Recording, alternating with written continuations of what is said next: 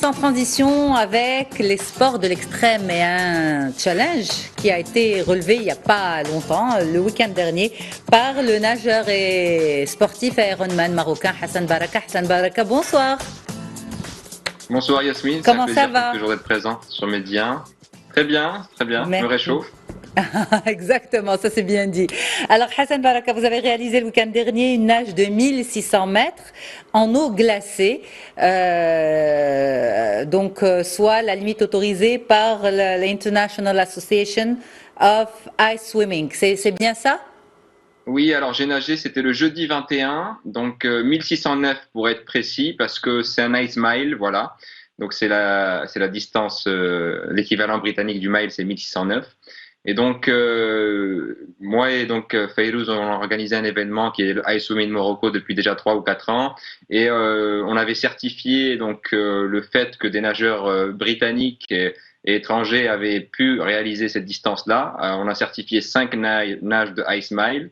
Et puis, ça me tenait à cœur de pouvoir inscrire le nom du Maroc dans ce cercle fermé des nageurs l'ayant fait. Et donc, je me suis entraîné depuis déjà plusieurs mois. J'avais fait cette participation au championnat du monde en Russie en 2019, où j'avais participé à des distances plus courtes.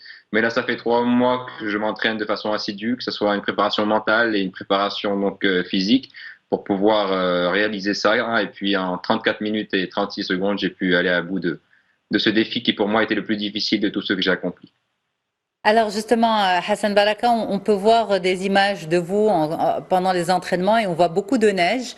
Donc vous avez nagé dans la région, enfin vous avez relevé ce défi dans la région de Khnifra. Comment vous vous êtes préparé à relever ce challenge? On sait qu'on était pendant une période en confinement, c'était l'été il n'y a pas longtemps, donc il n'y avait pas ces conditions extrêmes. Qui pouvaient vous permettre de vous préparer à des températures aussi basses. Comment vous avez mené votre entraînement? D'accord. Alors tout d'abord, c'est vrai que pour pouvoir m'entraîner dans la région, et depuis je vous dis, ça fait 3 ans que je vais nager dans la région de Khnifra, et là c'est en l'occurrence le lac de Aguilma-Mezgza.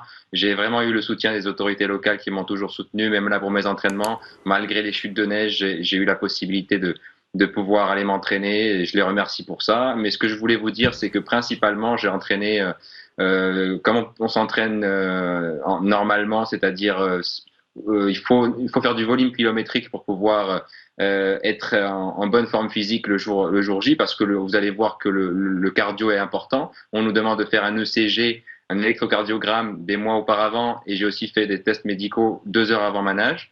Mais le plus important, ça a été le travail mental.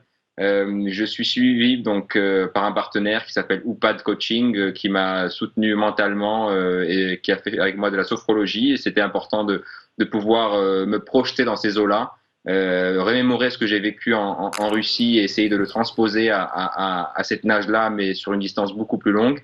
Mais surtout, j'ai fait des exercices de respiration qui m'ont énormément aidé. Lorsqu'on développe la capacité cardio-pulmonaire, on peut mieux se confronter et gérer ce genre de défi. Et puis travailler les ancrages. Vous savez, moi, 1 heure avant ma nage, j'étais en train de me réchauffer au bord du feu pour pouvoir emmagasiner le maximum de chaleur possible pour ce qui m'attendait. Voilà, donc il a fallu travailler tout ça en amont.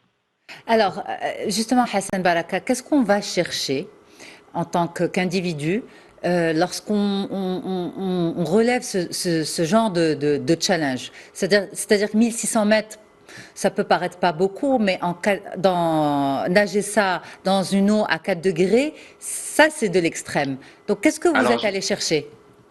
avant de vous répondre, mais c'est important que vous ayez cette information. Vous savez, j'ai relevé les 7 marathons en 7 jours sur 7 continents, et j'ai fait un ultraman qui durait 3 jours. Mais les 34 minutes qu'on durait cet Ice Mile ont été beaucoup plus difficiles que les 3 jours de l'ultraman ou les 7 jours du World Marathon Challenge, là, sans aucun doute. Donc, qu'est-ce que je vais rechercher, la vérité? Là, j'ai reçu pas mal de commentaires sur mes réseaux sociaux et je remercie ces gens-là. Et j'ai répondu à une question dans ce sens-là.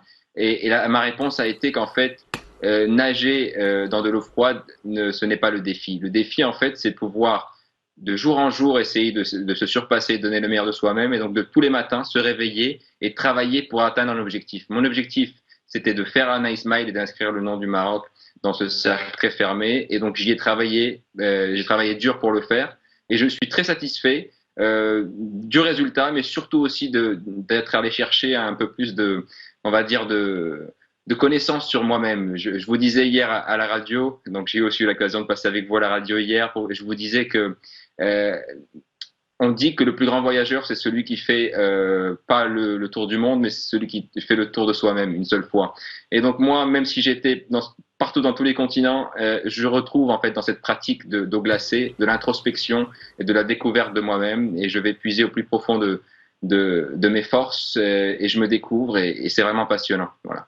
Alors, vous avez dit une chose sur laquelle je souhaiterais rebondir avec vous, Hassan Baraka. Vous avez dit, à chaque fois, je vais chercher un petit peu ces challenges et j'essaie de trouver le nom d'un Marocain. Et quand je ne le trouve pas, j'essaie d'accrocher le drapeau du Maroc à ces challenges. Qu'est-ce que ça représente pour vous, justement?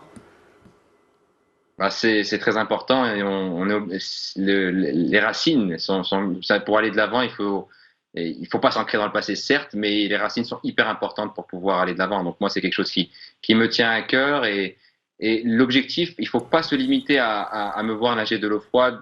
L'idée derrière tout ça, c'est vraiment motiver toute personne à se dire que ce qui de prime abord paraît impossible, avec de la force de volonté et de la constance, on peut l'accomplir. Et c'est ce que je veux moi transmettre à mes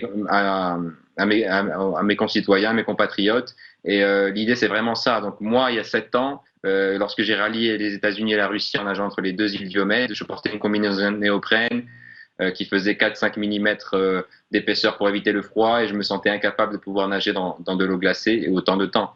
Et pourtant, 7 ans après, j'ai été capable de le faire. Donc ce qui de prime abord est impossible finit par le devenir. Voilà, c'est ce que je veux transmettre comme message. Alors, la nuance, c'est que justement, ce dernier challenge, c'était sans combi. Voilà, c'était sans combi. Donc, il faut savoir que ça peut paraître un peu choquant, mais j'ai vraiment pris plaisir dans le sens où moi j'ai souffert, ça, je ne dis pas l'inverse, mais lorsque l'on apprivoise le froid, parce que le premier risque de décès dans ces conditions-là, c'est que c'est le choc thermique que l'on reçoit. C'est que l'on tombe dans l'eau froide, on a un choc thermique et notre corps n'est pas prêt. Mais lorsqu'on se prépare à cela, il faut trouver un moment où on arrive à se relâcher dans cette eau-là. Et quand on arrive à se relâcher, on peut continuer à nager au moins une vingtaine de minutes où on ressent, on va dire, une certaine euphorie. Mais surtout, ce qui a été la plus grande difficulté, ça a été la somnolence que j'ai vécue, parce qu'il fallait, après chaque mouvement de bras, lutter contre le fait que le corps essaye de s'endormir. Ça, c'est le froid. Ça, c'est l'effet du froid. Merci infiniment d'avoir été en direct avec nous, Hassan Baraka. Merci beaucoup. Je suis dans l'obligation de rendre l'antenne tout de suite. Merci beaucoup et un petit clin d'œil à votre épouse Fayrouz, parce que vous l'avez nommée tout à l'heure. Pour ceux qui ne savent pas, eh bien, c'est votre femme, justement, et c'est votre coéquipière dans cette belle aventure de challenge et de sport. Et de toute l'organisation d'événements. Et de l'organisation. Merci beaucoup, Hassan. Au revoir, bonne soirée. Un grand merci à vous en régie, les amis, d'avoir tenu le coup pour ce petit débordement. Et puis un grand merci à vous qui nous suivez en direct ce soir sur Média TV. Et je vous retrouve demain à 18h30.